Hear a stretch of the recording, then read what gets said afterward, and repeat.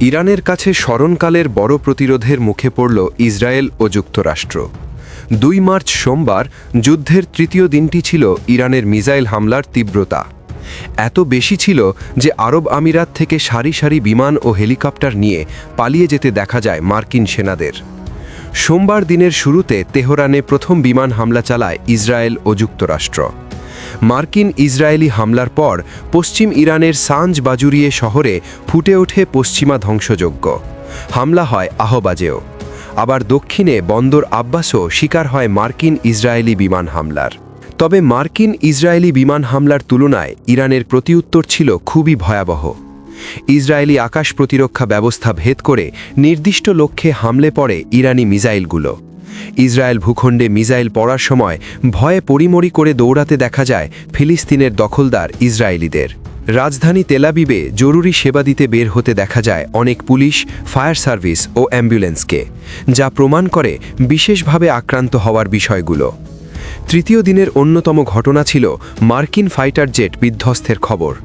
ইরানি মিসাইলে কুয়েতের আকাশে বিধ্বস্ত হয় তিনটি মার্কিন এফ ফাইটার জেট। পাশাপাশি বড় হামলা হয় কুয়েতে মার্কিন দূতাবাসে। হামলার ভয়াবহতায় বন্ধ করে দেওয়া হয় কুয়েতের মার্কিন দূতাবাস।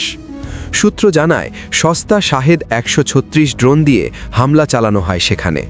ইরানের কয়েকটি বড় হামলার শিকার হয় বাহরাইনে অবস্থিত মার্কিনীদের পঞ্চম নৌবহর। একের পর এক মিসাইল হামলায় গুড়িয়ে যায় মার্কিন পঞ্চম নৌবহরের স্থাপনাগুলো। শুধু নৌঘাটির স্থাপনা নয়, এর রসদ সরবরাহের সংশ্লিষ্ট বাহরাইন অ্যালুমিনিয়াম কারখানাও পরিণত হয় ইরানি ড্রোনের লক্ষ্যবস্তুতে। স্যাটেলাইট চিত্রে দেখা যায় বাহরাইনের মানামায় অবস্থিত মার্কিন নৌবাহিনীর সদর দপ্তরে থাকা 2টি স্যাটেলাইট টার্মিনাল ধ্বংস হয়েছে। বাহরাইনের পাশাপাশি মধ্যপ্রাচ্যে মার্কিনীদের অন্যতম প্রধান পৃষ্ঠপোষক সৌদি আরবও শিকার হয় ইরানের ভয়াবহ হামলায়। সৌদি আরবের রিয়াদে বিলাসবহুল হায়াত রিজেন্সি হোটেলও আক্রান্ত হয় ইরানি মিসাইলে। ইরানের দাবি, এখানে ঘাঁটি গেড়েছিল আমেরিকার গোয়েন্দা কর্মকর্তারা। কম দামি শাহেদ ড্রোনের কবলে পড়ে পৃথিবী বিখ্যাত তেল স্থাপনা। হামলার তীব্রতায় বন্ধ করা হয় সৌদি আরামকোর রাজ তানুরা রিফাইনারির সব কার্যক্রম। স্মরণকালের বিভীষিকা প্রত্যক্ষ করে আরব আমিরাতের কয়েকটি বিমানবন্দর, মার্কিন ঘাঁটি এবং অর্থের উৎসগুলো ক্ষেপণাস্ত্র হামলার শিকার হয়। বিলাসী আরাবিয়ান শেখদের আর্থিক প্রতিষ্ঠান ও বাণিজ্যিক কেন্দ্রগুলো রেহাই পায়নি। ইরানের ভয়াবহ আক্রমণের ফলে অত্যাধুনিক চিনুক, বেল অ্যাপাচি হেলিকপ্টার এবং ফাইটার জেটে করে পালিয়ে যেতে দেখা যায় মার্কিন সেনাদের। বরাবরের মতো হরমুজ প্রণালী দিয়ে সব ধরনের জাহাজ চলাচল বন্ধ রাখে ইরান।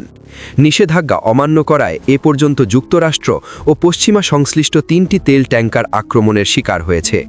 কেবলমাত্র চীন ও রাশিয়ার জাহাজগুলোকেই চলাচল করতে দিচ্ছে ইরান। ইসরায়েল, যুক্তরাষ্ট্র এবং পশ্চিমাদের পদলেহনকারী আরব দেশগুলোর এমন শোচনীয় অবস্থায় সোমবার তেমন কোনো উচ্চবাচ্য করতে দেখা যায়নি পশ্চিমাদের।